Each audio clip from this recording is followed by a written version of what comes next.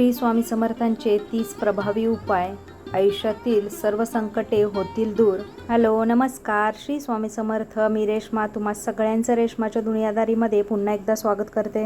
Number 1, दररोज सकाळी आणि संध्याकाळी श्री स्वामी समर्थ या मंत्राचा किमान 108 वेळा जप केल्याने घरातील नकारात्मकता नष्ट होऊन मनशांती मिळते. नंबर 2, अक्कलकोटाची वारी शक्य असल्यास वर्षातून एकदा किंवा संकटाच्या वेळी अक्कलकोटाला जाऊन स्वामींचे दर्शन घेतल्याने रखडलेली कामे मार्गी लागतात. नंबर 3, दररोज सायंकाळी देवापाशी किंवा स्वामींच्या फोटोसमोर तुपाचा दिवा लावल्याने वास्तूतील लक्ष्मी स्थिर राहते. स्वामींना पिठलं भाकरी अत्यंत प्रिय आहे. गुरुवारी स्वामींना याचा नैवेद्य दाखवल्याने घरात अन्नाची कमतरता भासत नाही. नंबर 5, तारक मंत्राचे सामर्थ्य.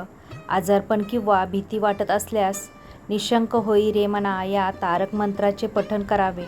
यामुळे आत्मविश्वास वाढतो. नंबर 6, उंबरठा पूजन. दर गुरुवारी घराच्या उंबरठ्याची पूजा करून हळदी कुंकू वाहिल्यास घरात बाहेरील बाधा प्रवेश करत नाही. नंबर 7, स्वामींच्या चरणी दान करण्यासोबतच एखाद्या गरीब किंवा गरजू व्यक्तीला अन्नदान केल्यास स्वामींची कृपा लवकर प्राप्त होते.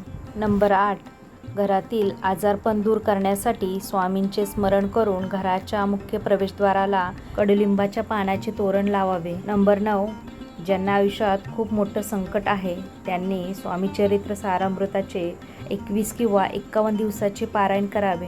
नंबर 10, प्रवासात किंवा कोणत्याही कठीण प्रसंगी मनातल्या मनात स्वामी समर्थ जप केल्याने अदृश्य शक्ती पाठीशी उभी राहते. नंबर 11, स्वामींना पांढरी फुले अर्पण केल्याने मानसिक तणाव कमी होतो आणि बुद्धी सात्विक बनते. नंबर 12, स्वामींच्या पादुकांना किंवा फोटोला हिना किंवा चंदनाचे अत्तर लावल्याने सौभाग्य आणि समृद्धी वाढते. नंबर 13, सलग 11 किंवा 21 गुरुवार स्वामींचे व्रत केल्याने मनातील इच्छित कार्य सिद्धीत जाते.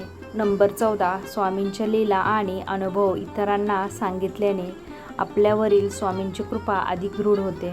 नंबर 15, भिवू नकोस मी तुझ्या पाठीशी आहे हे स्वामींचे ब्रीदवाक्य केवळ वाचल्याने किंवा मनात आठवल्याने अर्धी संकटे दूर होतात. नंबर 16, स्वामींच्या फोटोसमोर रोज सकाळी चंदनाची किंवा केवड्याची अगरबत्ती लावल्याने घरातील वास्तुदोष आणि कलह कमी होतो. नंबर 17, घरात स्वामींच्या पादुका असतील तर दररोज त्यावर अभिषेक करून ते तीर्थ प्राशन केल्याने आरोग्य सुधारतं.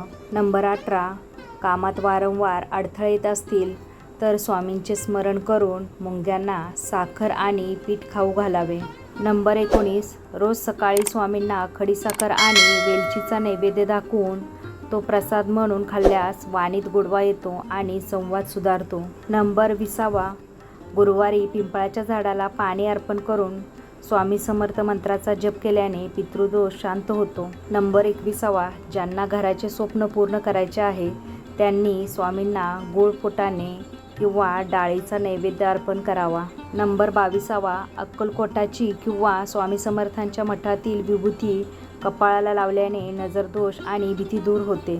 नंबर 23, रात्री झोपण्यापूर्वी स्वामींसमोर कापूर जाळल्याने घरातील नकारात्मक ऊर्जा जळून खाक होते आणि शांत झोप लागते. नंबर 24, स्वामींना स्वच्छता खूप प्रिय आहे.